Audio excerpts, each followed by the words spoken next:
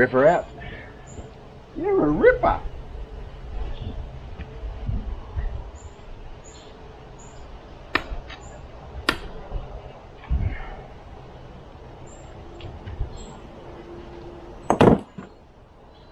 So I'm pulling out the rocks because of science and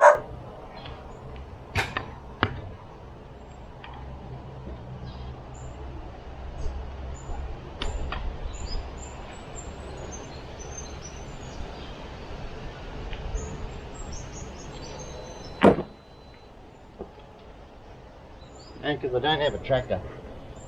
Now with a tractor with a front end loader, you just get in here and you just scrape around the edge and the rake at the end, but I don't have one. I've never had a tractor. I had a tractor for 3 hours once. I realised it was shit and I took it back. Give me my money back. And they did. Funny story. Yeah, I'll come a bit closer just in case you can't hear me. Funny story, I got this little tractor and it was a cane spraying tractor, a little ICT, 4-wheel drive, tiny little thing, skinny little thing, had a canopy on it built, quite top heavy. That's going to come into the story later on. And there's the wind chimes going off that Jody put up yesterday. Obviously the wind is coming. So this little, I drove up to Proserpine, it's like an hour and a half up the road to, I had to go and get a vehicle that I could tow with, I had to go and get a car trailer, took some money up, and Saturday morning went up and bought this little tractor, had a slasher on the back, 3 foot, 4 foot, 3 foot slasher, only a small slasher, no front end loader or anything, but I just needed to be able to mow the lawns because as you've seen on some of the other videos, I've let the grass grow a few times because life got in the way. That's the excuse I make. But yeah, the business does come first. Making the money comes first, you know. Anyway, I'll go back to the tractor. So we had the tractor. I went up and bought this tractor, and I got it home. And I got it off I had a little bit of trouble getting it off the trailer, because when I had driven it onto the trailer on the side of the road in little wee subdivision on the outskirts of farming Proserpine, and this would have been the family of one of the farmers in the nearby farms. They've obviously moved to town. They had this little tractor anyway. Had a bit of trouble when I got it on the trailer. The slasher was actually running. The PTO was running. I thought, oh, that's dangerous. I've started it up, and the PTO was running. And I've driven it on there with the slasher going round and round just a little bit. Dangerous, you know. Like, oh, someone's obviously left the PTO turned on, and maybe someone that had been looking at it previous to me, or maybe I bumped it on. I don't know. Didn't think too much of it, but I store away all the little facts in my head and my monkey brain. And then what happened when I got it off? When I went to get it off, I couldn't start. I couldn't engage it into gear. It would just graunch the gears. That's a word, graunch. Look it up in the dictionary. Graunch, Graunch. It's got to be in the dictionary. If not, I'll get it there for you, just so that you can follow this video and it makes sense to you. But the gears made a noise, and even though I had the foot on the clutch,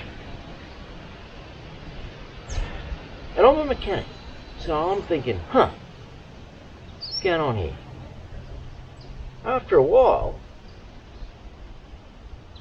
I, for some reason, engaged the PTO because I wanted to slow down the gear train, because I figured that it was dragging on the clutch was dragging, making the gears turn, and you couldn't get into gear, so I needed to do something to slow down the gear train. So I put the PTO in and I had the old slasher turning, and it would change into gears no problem. That's when I realised, oh, I think they left it in gear so that it would run, and that you could drive it around and you could change gears. I think they did that on purpose. They knew. Yeah, because the clutch was rooted, you know. And so here I am, before I'd even done too much, I'm trying to adjust the clutch. I'm looking at all the and you know, I'd never worked on that tractor before, or I've worked on a few tractors, but not too much. And I looked at it and I go, I think it's at the end of its travel. They told me that the mechanic has inspected this machine and checked it all over and something like that. They had some work done on it, and anyway, I couldn't get it into gear unless I left the PTO on with the slasher on to slow down the transmission, get into gear. You know, yeah, you get it, right? So I stop it and I ring up the lady and I say, hey, you know, like, I'm a bit concerned about this clutch. I don't think this works. I think that, you know, it was in gear on the PTO, and that's why it worked when I was there, but I can't get it to work. And I'm a mechanic. I know what I'm talking about, you know. But I would like to, you said that someone did a whole lot of work on it. I would like to be able to talk to him. You offered that before, that I could talk to him. Could I talk to him, you know, like, and find out what the go is? It might just be an adjustment or something like that. If it is something, then, you know, that's okay. If it's something easier, you know. Otherwise, I'm a little bit concerned about, you know, I bought this tractor. I get in trouble for buying things that don't go, and I bring them home, and maybe I don't get around to fixing them. Field of abandoned projects. The old mother-in-law. She's the best. Anything I bring home, sometimes I don't tell her anymore, but she says, does it go? And I have to tell the truth, because, you know, you can't. You know, some people you just can't lie to. You just can't, right? They look at me and yeah, and they would know, you know, but yeah, it goes. So I needed to be able to say this thing goes. I even borrowed their vehicle, their towed vehicle, to go and get it. So, you know, I needed to be able to say it goes. You know, and I couldn't bring it home and then have to split the tractor in half and do a clutch. You know, it wasn't going to fly. Even though I could do it probably fairly cheap, and, you know, it would have been an okay tractor then. But you know, sometimes that's how you make money as a mechanic. You buy things cheap that don't go, and you don't count your labour. Buy the parts cheap, or you just get it going somehow. And you know, sometimes you can make a bit of money that way, or get things cheap. But I wasn't going to make this thing, this whole deal fly if it didn't go.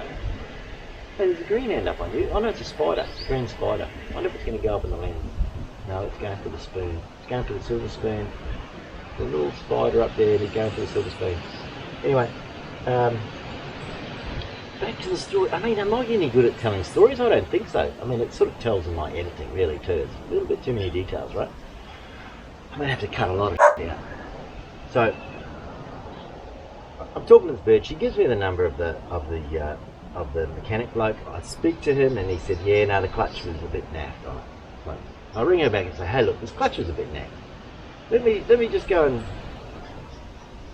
give it a drive and see if it comes good. You know, because he sort of said yes or something like that. Oh, maybe it just needed to loosen up. I think he knew he was bullshitting me. But I went along with it. All right, I'll give it a run. So I gave it a run.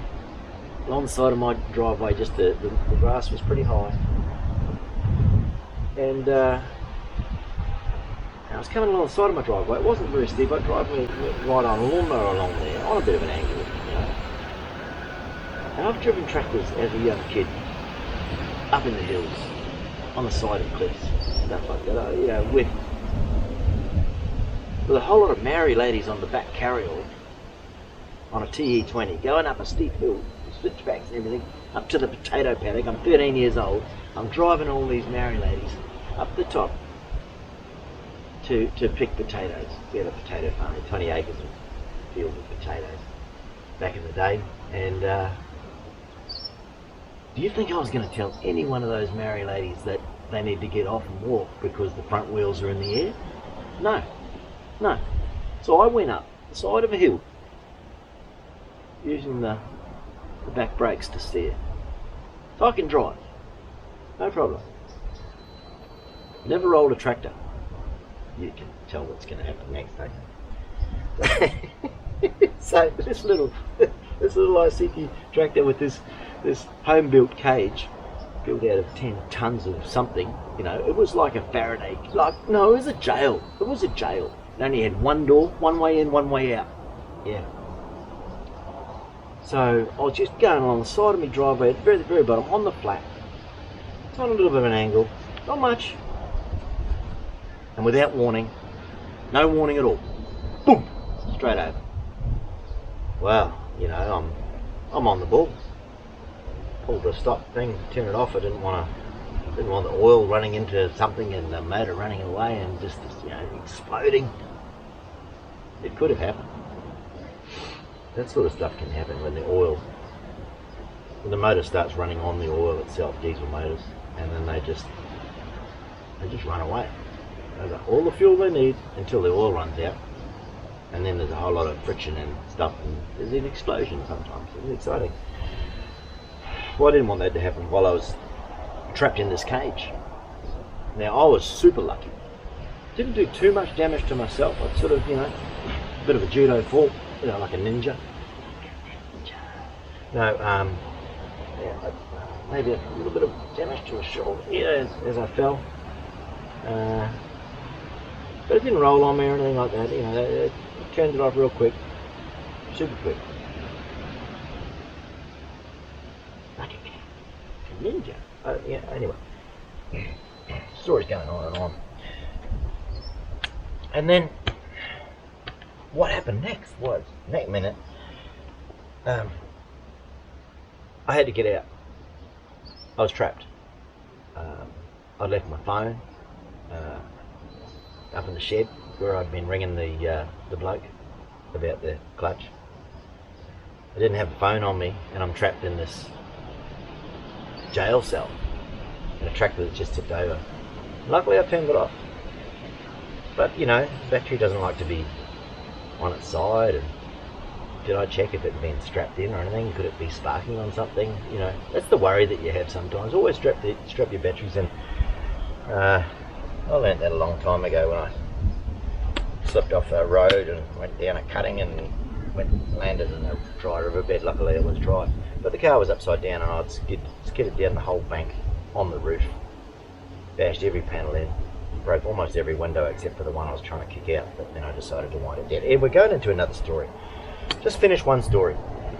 Even just finish one sentence, Jim Bob. You know, like, just tell me straight. Just stop talking. You're hurting my ears. Maybe that's what people mean when they say that to me. Anyway, you know, I was real lucky with this tractor rollover. First time it's ever happened. Embarrassing as all hell. Embarrassing that you've rolled a tractor. You know, I know people that have rolled excavators, and people bring it up. They don't like to talk about it. They wish now that they'd never told anyone, you know. Even the kids bring it up. Yeah. They bring it up. That's not funny. Because it's embarrassing, you know. It's like saying, you can't drive. Apparently that's a thing. To be able to say that you can do these manly man skill things. Anyway. I was super lucky that I was in this cage in a tractor, embarrassed, no phone, could have been about to catch on fire and burn down. What would I have looked like in this cage? You know, but blacker. Is it okay to say that yet? Anyway. So, don't laugh about things like that, man.